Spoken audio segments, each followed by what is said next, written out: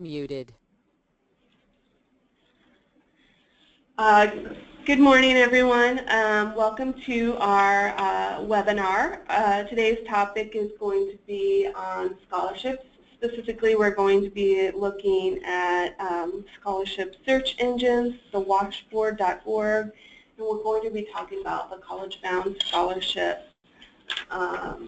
I have with me a couple of co-workers, colleagues from the College Access and Support Division. We can introduce ourselves. I'm Beth Kelly from Washington State Gear Up. Gear Up, we serve 7th through 12th graders. It's a college access and support program. My name is Christina Winstead, and I'm here with the 12th Year Campaign. And what we do is we combine the college application process and college financial aid process into one by providing events throughout the community to help students apply and get those two really important pieces done their senior year.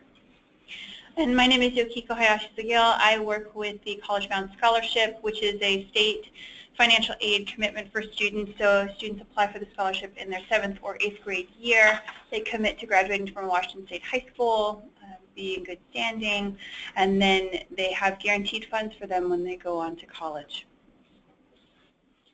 All right, the agenda for today is going to cover some basic talking points that you can use with students and families. We're going to review some good search engines, some sources of scholarships. We're going to cover the Washboard.org. That is our state-owned scholarship matching service. We're going to talk more about the College Bound Scholarship and the Repledge campaign, along with some support strategies and some resources that you can use after the webinar is over. So we want to talk about how do we talk to students about scholarships. So how do we message this out to students? And a couple real key pieces here. We want students to know that need-based scholarships, they're awarded to students who have financial needs. So need-based and merit-based are the two main types of scholarships. They can come from organizations. College foundations are a great place to look for scholarships as well. Many of them require a FAFSA or FAFSA completion because they want to know the income level, the EFC of the family. And so when you have students that say, I don't need to complete the FAFSA, we're not going to get anything, they may also be, if they don't do the FAFSA or FAFSA, then ineligible for certain scholarships. So we want to make sure students are completing the FAFSA or the FAFSA regardless of their family income. There are scholarships for a little bit of everything. So we want to make sure that students are applying for these because if they don't, they're not going to get it. So if a student tells you, I'm not going to apply for a scholarship, one of the big things is we want to make sure that they're applying no matter what because they might get it. Institutional scholarships are another real great way. This is how I went to college. Institutional scholarships are provided by the college the student has applied to. Sometimes those scholarships are awarded based upon the admissions application and their financial aid application, but others are an additional process that they need to make sure that they complete to get those scholarships to be eligible for them. I encourage you to check your school's websites, the schools that the student has applied to see if there is an institutional scholarship available there, and then to be very mindful of the deadlines of those scholarships. So when you have a student and you are searching for scholarships with them, there's quite a plethora of options for them to look through, but here's some just brainstorming ideas. Specifically for students, if you know that they're actively involved on their high school campus, or if they're involved with community service and things like that, that's a great place to start. So organizations and clubs often have scholarships, specifically if you're coming from the high school. And then there's also things like local credit unions. So if I have a sister-in-law who works for Bank of America. Her daughter was able to apply for a scholarship, not from a local credit union, but actually from a larger bank. So there's a lot of different options out there as well. There's also faith-based organizations, Rotary clubs, and Kiwanis. And then, as we just mentioned before, institutional scholarships. So as Christina was mentioning, some of those scholarships, students are automatically they automatically apply for them and they're automatically enrolled for review once they apply for admission. But there are a lot of schools, like for instance the college that I went to, which was a separate process completely, and you want to make sure that they are looking at all of their options. There could be some that are specific to different offices on campus, like the Multicultural Student Services office. There could be some that are based on some of their commitments that they did in high school, so they're talking about service. So there's just a whole bunch of options that are out there, and then there's also, of course, state and national programs available too. Another good source of scholarships are scholarship search engines, and here is a listing of some suggested sources. I would recommend those at the top of the list because they do not spam students. The Washboard, we're going to talk about a little bit later, but that is our state scholarship search engine. GearUp.wa.gov, that is our Washington State Gear Up website, and we have a listing of scholarships, and we also promote them on our social media.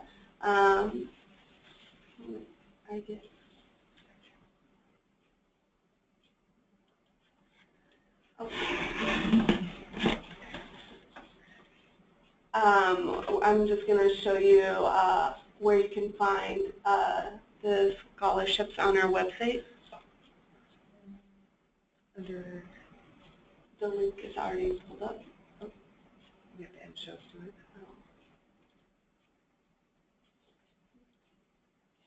So if you go to our Gear Up website at gearup.wa.gov, you can find it under resources and scholarships will pop up.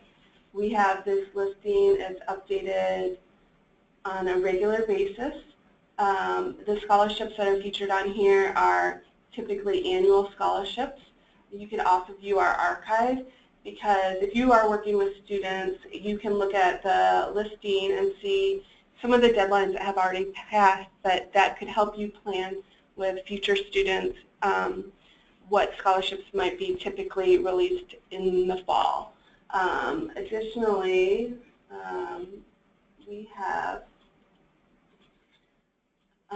these other sources of scholarships, and these listings aren't exactly scholarship search engines, but they are usually a database of different resources for scholarships. For example, like Do Something Scholarships has a listing of their own specific scholarships, or the Hispanic Scholarships Fund has a listing of 140 different scholarships, but they all typically have the same deadline. We will send out these slides so you can get these links, and we will send that out this week.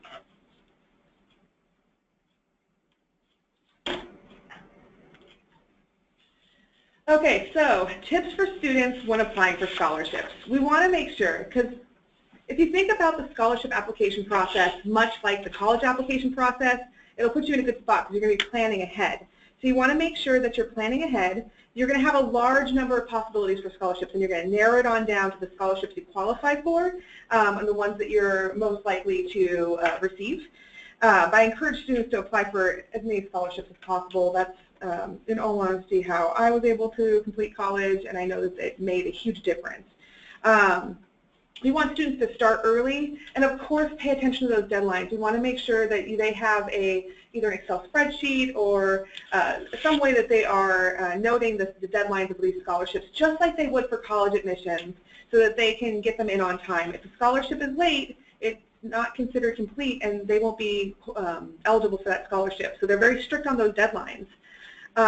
Encourage students to read the requirements before starting. So nothing is worse than starting that scholarship app and having them put their time and effort into it just to find out that they don't qualify for it. So follow instructions. This includes making sure that students read the questions they're asking in an essay prompt, if there's an essay prompt, to make sure that they answer those questions.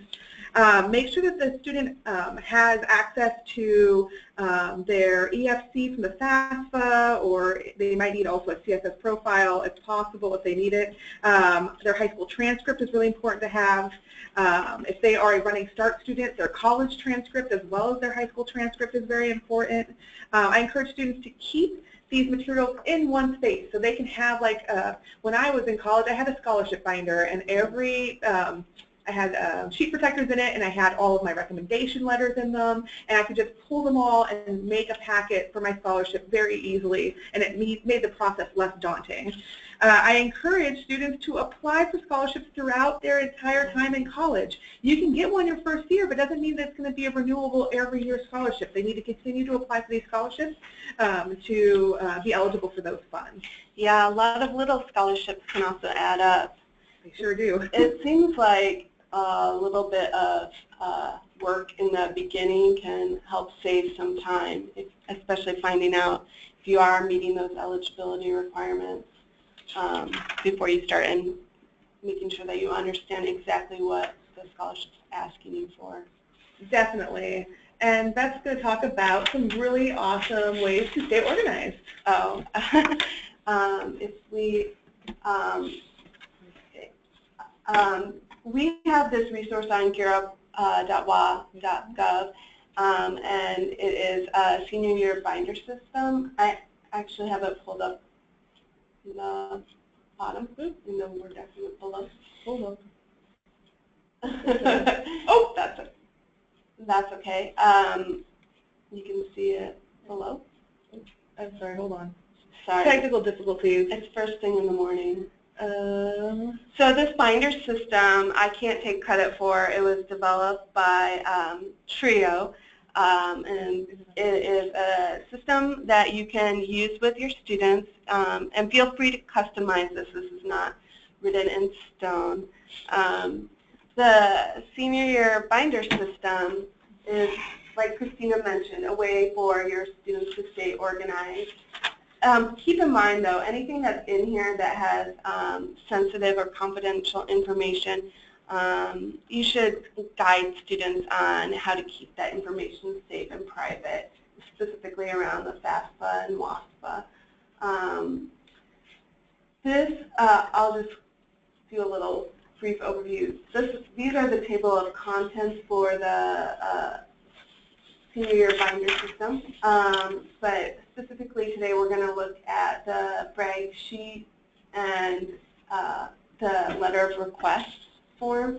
So the guide has different tabs for your students.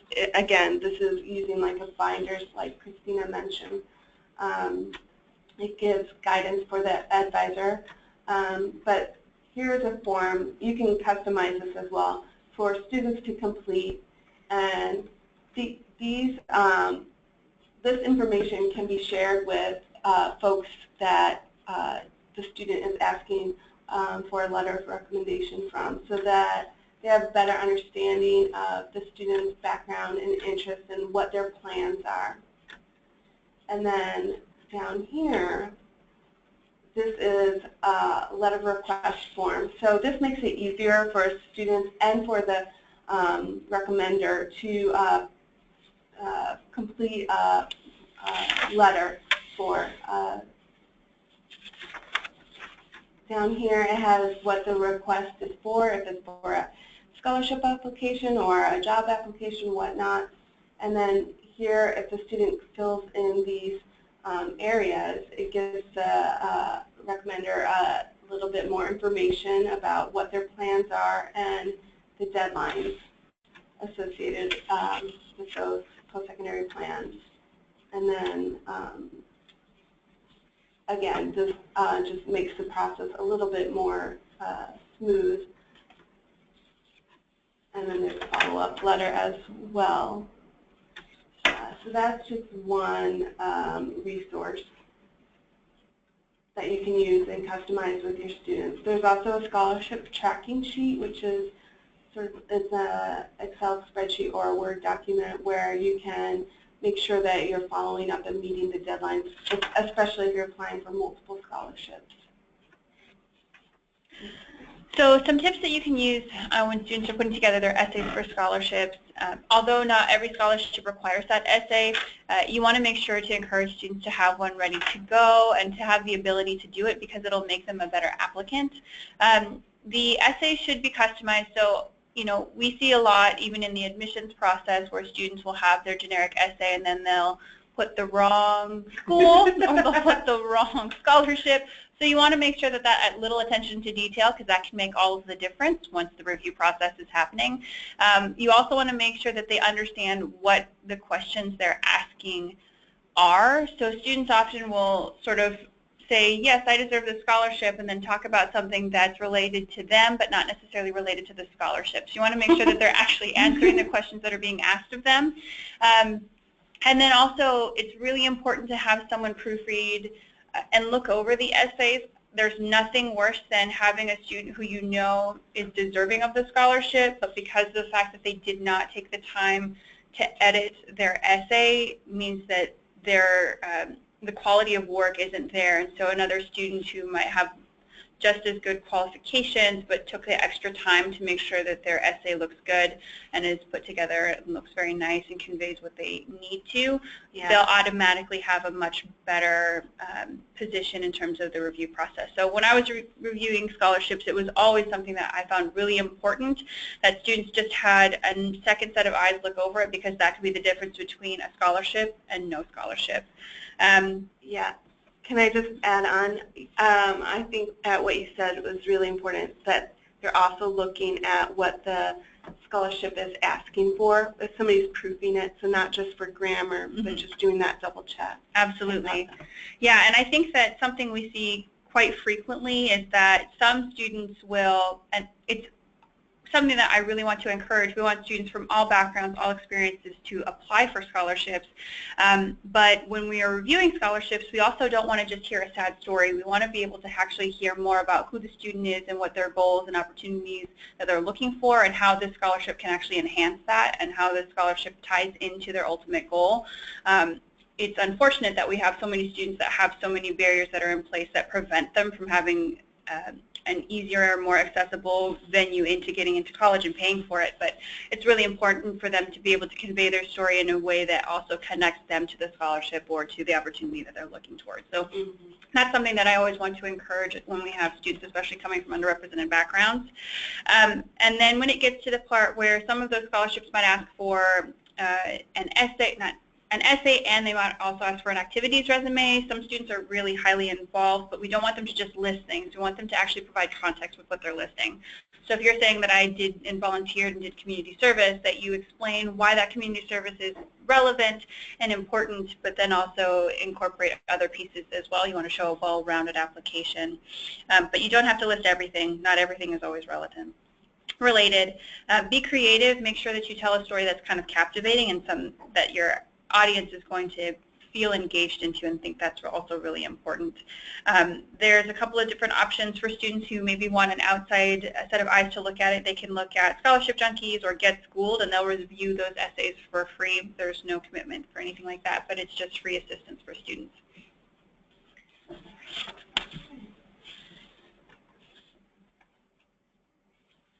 Okay, Mythbusters, one of my favorite parts. So there's a lot of myths out there about scholarships. The first one is my team's on the varsity team, so I'm sure they'll get a huge scholarship. Okay, I don't mean to be a Debbie Downer, but womp womp. I'm going to burst your bubble. The odds are that the student will not get a full scholarship. Like, that's something that happens more on TV. Or that there's like an example of one, but not many. So some scholarships, students might get scholarships for their sports, but not the majority. So most athletes will not get large scholarships. In fact, only 2% of high school athletes actually receive an athletic scholarship. So if you think the student's going to get an athletic scholarship, you know, that's great, but you're going to want them to apply for other scholarships too, because they may not get that scholarship, and if they bank on it, especially if they don't apply for financial aid, now you've set them up to not be able to afford the college that they want to attend, especially if they get a spot on the team. Some of these students will get spots on teams, but not get scholarships that correspond with those spots. So you want to make sure that they are ready to go to attend that school first and foremost, and then athletics is kind of that extra piece to it. And those who do receive scholarships, so I've seen this multiple times, won't receive the one that's a full ride, and they'll receive a partial scholarship. So students want to think about this when they're looking at their award letters, which we'll talk about in another month, that they want to make sure that the scholarship is going to cover it, and if not, they're coming up with other ways to pay for this education. The other, oh, this one breaks my heart. Scholarships aren't worth the effort. They totally are. Okay, so here's the thing. You're not going to get every single scholarship you're going to apply for, and that's okay, but you're going to maybe get some of them. I know for myself, when I was in college, I didn't apply for scholarships in the beginning because I didn't think I could get any. I'm like, why would someone give me a scholarship? Someone else. And I had the same thoughts today that a lot of students have, which is someone else already got it, why would I apply for it? I'm not the best candidate. Encourage all students to apply for scholarships, because if you think about how much money they get and the amount of time it takes to fill out an application, I got one scholarship that it took me, I think it was like 40 minutes to fill out, and I got $300. Now, at the same time, I was working at Subway making sandwiches as a sandwich artist for like, I think $7 an hour. So really, where was my time best put towards? It was towards scholarship applications. They are definitely worth your time. Like I said, you're not going to get all of them, but where else are you going to earn, you know, that $300 an hour kind of wage? Not a lot of places, and not legally. So right, you know, and not all scholarships are super intense. There are plenty of scholarships that are, for example, Unigo has a lot of scholarships where anyone 13 and older can apply, and it's a 250-word essay, and you can win $1,500. So not everything is labor intensive. Yeah. I saw one scholarship that was it was around $300, and it was just basically 4 questions. What is your name? Do you like soccer? What did you learn playing soccer, and how will you bring those skills to college? So I could have easily said, my name's Christina. I'm horrible at sports, but soccer, okay, we'll try that out. I learned teamwork, and I'll bring that to college. Money, please. But no one applied for the scholarship, unfortunately, and we had to call that soccer club that fundraised for that $300 scholarship to tell them no one wanted the money. So you want to make sure that the students realize that it's not as time-intensive on all of them. Some of them are going to require essays, but not all of them, and to really choose wisely in the applications. Yeah. Oh, this is another big myth, that you can't apply for scholarships until senior year. It is true that there are a lot of scholarship opportunities that are really aimed at high school seniors and students who are already enrolled in a post-secondary institution.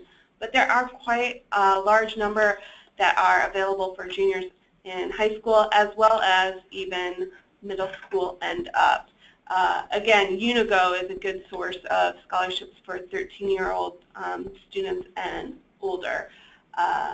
This other scholarship, I'm not sure if you've heard of it, but the College Bound Scholarship is one that you would really want to look at in 7th or 8th grade. We'll talk a little bit more about it. But yes, definitely don't wait until, encourage your students not to wait until their senior year. It's good practice even for students of all ages to apply. You can sign up for the Washboard, and we'll talk about that again later. You can sign up for that even in middle school. So again, starting early, getting some applications under your belt, feeling more confident about the process and your ability to apply is very valuable, and we want to encourage students to continue to do so throughout college. And here we come to the Washboard. So the Washboard. So a lot of you might be familiar with the Washboard. For those of you who aren't, it's we jokingly say it's like the eHarmony of scholarships. You build a profile and it matches students. So the student does the profile and it matches them to the scholarship. No longer are the days where they have to go through a scholarship drawer and pull a file and see if they qualify for the scholarship and then put it back when they don't, and then maybe after an hour they find one. This maximizes their time because they put in what their GPA is, what colleges they're interested in, organizations they might belong to, interests, activities, and then it matches scholarships to them. It's not a spam site, so they're not going to get spam emails or phone calls or pop-ups or anything like that. It's a state website. The biggest thing is making sure a student completes their profile to be able to get enough matches. So if a student comes in and says, oh, okay, well, I built a Washboard account, but I'm not finding any scholarships.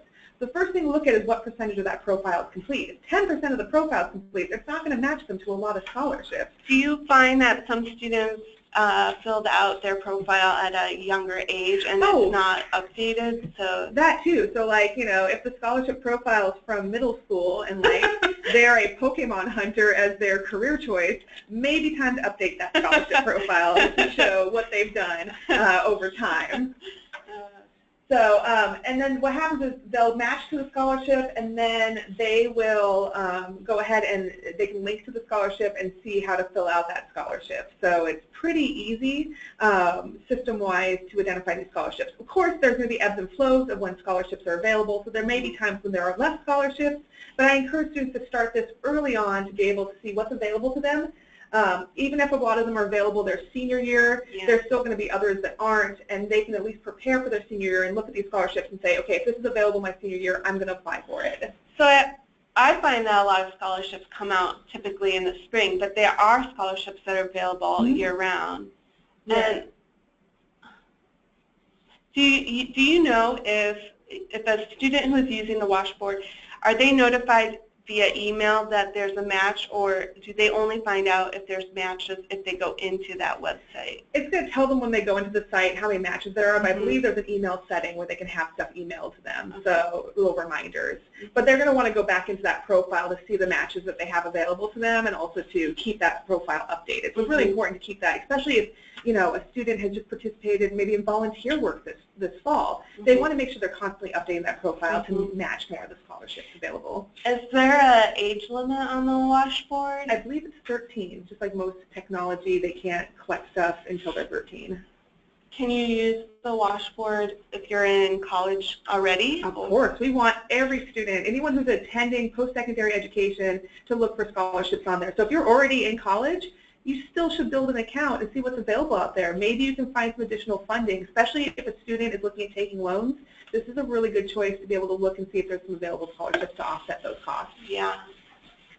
Well, let's see. Even more about the Washboard, okay, because I love this thing. So there are more misconceptions about scholarships, but on the Washboard, only 34% of the scholarships require a 3.0 GPA. So a lot of times we'll hear from students, well, I'm not the most stellar student, so I'm not going to get a scholarship. Well, only 34% of them require a 3.0 or higher. And actually 57% are not based on financial needs. So other students will say, well, I'm not going to get it because, you know, my family makes too much. Only 57% of them, so they have options for those 57%. 80% don't require the FAFSA, and 23% of them are renewable scholarships, which means they can reapply for them each year. So we want to make sure that students are incorporating this into their scholarship search. And we'll talk more about how to get amazing materials about the Washboard sent to your school for free. That's your little hook to stay on the line until the end of the webinar. Can I ask you a question about the FAFSA in terms of the Washboard? So it says that they don't require FAFSA. I interpret that as meaning that they do not require residency, but we still want students to, citizenship, I should say.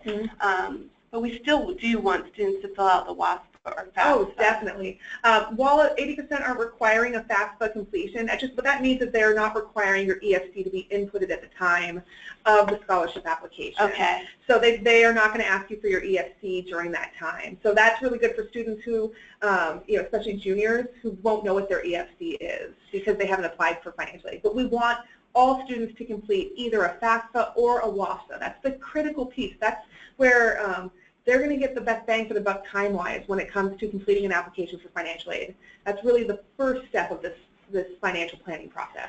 So, and Dreamers can find scholarships. Oh, yeah, definitely. Yeah, to help support their education. Yes. All right. Good stuff. Oh, and here's another scholarship. And another scholarship. See, it's raining scholarships. So the Washington State Opportunity Scholarship is a wonderful opportunity for low and middle income students who are going into STEM or healthcare fields.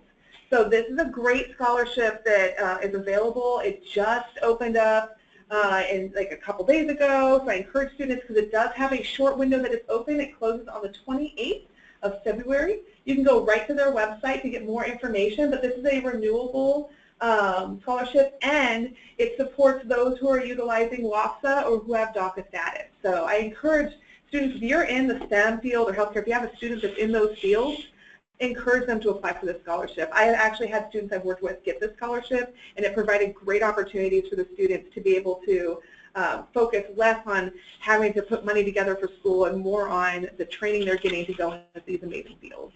Plus, renewable. Renewables, I say, that's a term. We hear renewable and scholarship in the same sentence. Woohoo! Like, that's the best part, because you know that that's going to be available to them during their time in college. Exactly. Oh, but that's scholarship. So now we get to talk about my most favorite scholarship, which is the college-bound one. So this is just a quick general review. We're going to go into a little bit more detail later on, but as I mentioned before, it's an early commitment of state financial aid to eligible students, and they apply in 7th or 8th grade. They just need to make sure they do that before June 30th of their 8th grade year. Students can maintain their eligibility by meeting the college-bound pledge, which I'll talk about in a little bit more detail in just a second. But we should know that the college-bound scholarship works with a lot of other financial aid in order to cover the cost for students to go to school. So it can serve alone for some students if they don't have, when they apply for the financial aid. That's how we verify their income. But it's really important to know that it combines with others. So when you have, it combines with other state-based financial aid. So it's not just sort of a one-size-fits-all. It really adjusts to what students need, what their financial need may be, where they're attending. So that's just something to keep in mind. And there's over 66 places, well, there is 66 institutions. Next year it's going to be 67, I believe. But there is a full list on our website at thereadysetgrad.org. So when we talk about college-bound scholarships, something we really want to encourage students to learn more about is the college-bound repledge. So this is something that was established by the Washington College Access Network, which we call WACAN.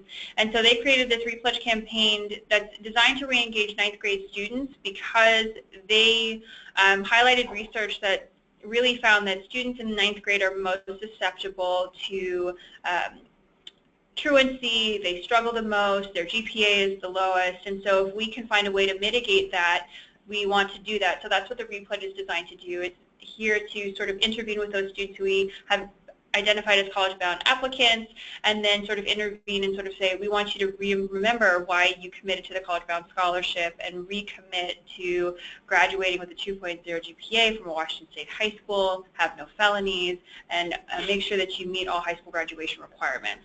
So this is something that the repledge is really meant to sort of take students who have gone from their 7th and 8th grade year and push them back into the thought process of the college-bound scholarship as a whole, saying you did this, we want to remind you of this, and we're now at that critical point where you're starting your high school experience, and this will lead you on to better and smarter decisions as you go into the college search process and your college years. And then the campaign for repledge is going to start in the month of February. There's going to be events all across Washington State. If you want more information, there is a whole toolkit on the WACAN website, and I've got it here inside the presentation.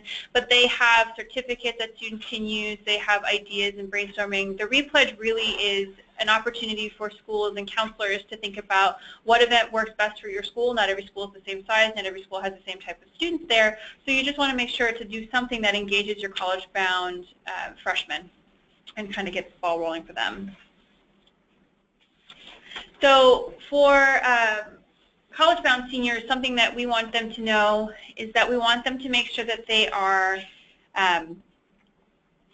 looking at colleges and universities and making sure that they are eligible for the college-bound scholarship, because not every institution in Washington State is eligible to use the college-bound scholarship, or CBS.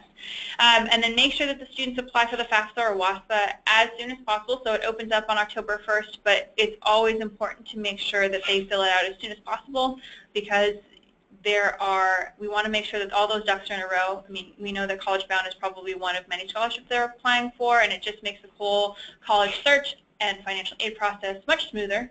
Earlier rather than later is kind of my mantra. And then we want students to be able to check their classes and make sure that they've met the graduation requirements for Washington State, but then also met the college admission standards, because those two are similar but not always the same. So you just want to make sure that they've taken the right classes to get into their first, second, third, fourth, and fifth choice schools. Do they need to, on their college application, do they need to make any kind of indication that they signed up for College Bound? So when a student has applied for College Bound, when we get their FAFSA, so when they apply for the FAFSA, we do a match. So we'll be able to see when a student applied for financial aid, and we'll match their FAFSA with their College Bound. So they don't have to do anything, but if they want to check and make sure that they are a College Bound student, they can always contact us. They can email us or give us a phone call, and email us at collegebound@wasec.wa.gov. Do you ever have students that forget whether or not they've signed up? Oh, yes. We have lots of students that are like, well, my mom signed me up for this thing. I think. I'm not sure. She keeps saying I have money for school, and I'm not sure. So we do often have a lot of students that maybe think they might have, and if you have any doubts, always give us a call. We'd be happy to look through your application and make sure it's complete. I don't know that I would remember something in 7th grade. Yeah, that's true. Graduating. So as I mentioned before, so here's a little bit more of the specific details about the College Bound scholarship eligibility. So it's a two-step process. So students will be signing up in 7th or 8th grade. They want to make sure to sign up by that June 30th of their 8th grade year. Then they have to meet income eligibility. So when they apply for the scholarship, we do an income verification form. If you have a student who is a foster youth, if they are between the ages of 13 through 21, they're automatically enrolled. So those students don't have to fill out any application whatsoever. We notify them that they've been enrolled into the College Bound scholarship. The next step is then they take that pledge, and so this is where students need to make sure that they graduate from a Washington State high school with a 2.0 GPA or higher, be a good member of the community, so that means that they have no felony convictions, and then apply for an eligible college, and then submit the FAFSA or WASA as soon as they can after the October 1st opening of the FAFSA. So then the step 2 is then when a student gets to the college level or they're applying, they verify their income with a FAFSA or WASA. So that's really important. When a student does that, they cannot get a College Bound scholarship if they don't verify their income eligibility. And then they need to attend one of those eligible institutions within 1 year of graduating from high school. And then something that I always like to reinforce is that students have 5 years to use the College Bound scholarship. So it's a total of 8 semesters or 12 quarters, but that can take 5 years for the student to use that. So some students might take some time off between their first year of college, their second year of college, but their eligibility is still, they are still eligible to use their College Bound funds. So it's important to let them know that they can take a little bit of time between if they decide to graduate from high school, they take a quarter off, they can still go in as long as they enroll within that 1 year after graduation from high school, they'll still be eligible. Does Running Start affect that time frame at all? So Running Start starts the eligibility pool, so it says that we now know that you've enrolled into Running Start, so that kind of automatically gets them into that next step, but it doesn't necessarily take a whole bunch away from what they're doing with College Bound. So every situation in that case is different. You just want to make sure, depending on how many classes that they've taken, we just want to make sure it only goes towards their bachelor's degree. I see. So another question I hear from counselors and from parents is that we know that they need to submit the FAFSA or WAFSA, but I've had people ask me, what's the deadline? Is there a deadline? Have I missed it? Should I still apply? For the College Bound scholarship? For College Bound. Yeah. So when it comes to applying for the FAFSA for a student who already has applied for College Bound. So ideally there is no physical deadline, but as soon as possible. So what will happen is that I think there's a misconception that students say, well, I have College Bound, so I don't need to apply for the FAFSA, or they'll wait. So they're banking on the fact that College Bound will cover all costs, and it can't cover all costs. It covers quite a bit, but it doesn't cover everything. So that's why we want to encourage those students who have College Bound, who know they have it, to apply as soon as possible, because otherwise they would have had state need grant financial aid possibilities, and then that goes out the door. So College Bound can cover quite a bit, but it doesn't cover everything. So I always encourage earlier rather than later. The deadline would obviously be before you start attending the institution, but don't wait. I think that's something we see students who have College Bound is that they wait. They think that they've got it all in the bag and they've done a lot of great things, but that one little piece that can really set them up for much more success is to fill that out as soon as possible. So it's not too late. Yeah, it's not too late, but do it now. Yeah. Do it now. We want to remind students, those of us who work with students, that you fill out the FAFSA or WASPA every year Yeah. too, and it's always going to be October 1, the opening date from now on. Exactly, and then for college bound, students have to do the FAFSA or WASPA every single year. Yeah. So it's not a one-time thing. We don't verify it once. We verify it every single year because some student eligibility changes. So a student might be eligible for the CBS scholarship or college bound scholarship their freshman year, but something happens with their income, they aren't eligible their sophomore year, but they could become eligible again their third year or junior year. So that's why we verify it every single year. Yeah. As we were talking about in terms of deadlines and all of that, keeping in mind, so the college bound scholarship is meant to show that it covers the average cost of tuition at comparable institutions, and then it covers a small student fees and then a small book stipend or book allowance. And so I have this slide here to kind of explain how College Bound works with other types of financial aid like state need grant.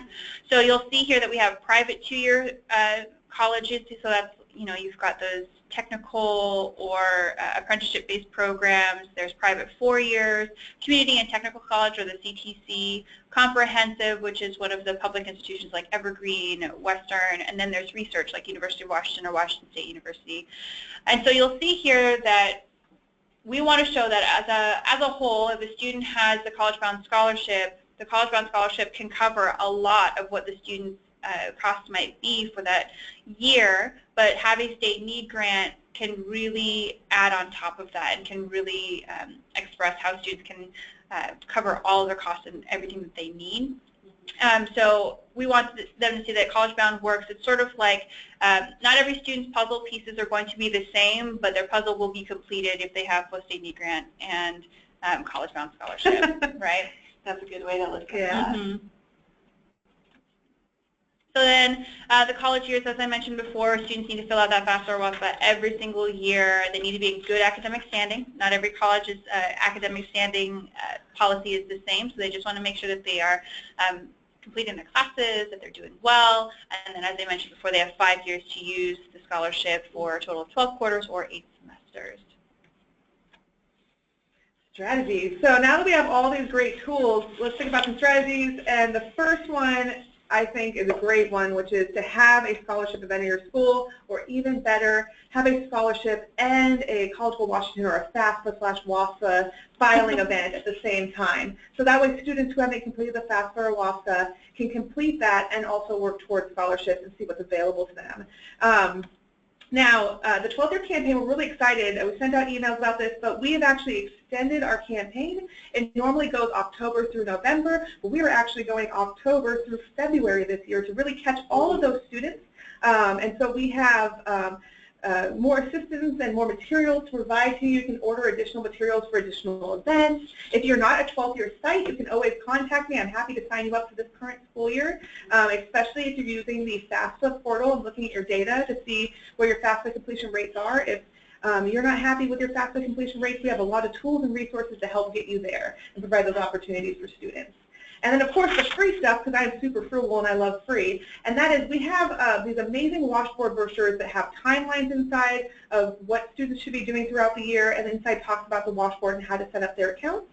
And those you can order online for free from us, and we will send them out to your schools, as well as other materials. So when you go into the order form, make sure that you're looking at multiple materials for your events to really help you. If you have questions about how to put these events together, you need assistance, my contact information will be at the end. The other piece that you can do if you don't want to run an event of your own is you can refer students to events in the community. So for example, on January 19th, 2017, South Seattle Community College is actually going to have a event at their library in room 217 and 219 from 2 to 7 that will help students with their financial aid applications and parents with their 2016 taxes. So that really starts the ball rolling for the following year, which is what they'll need for 2018-19.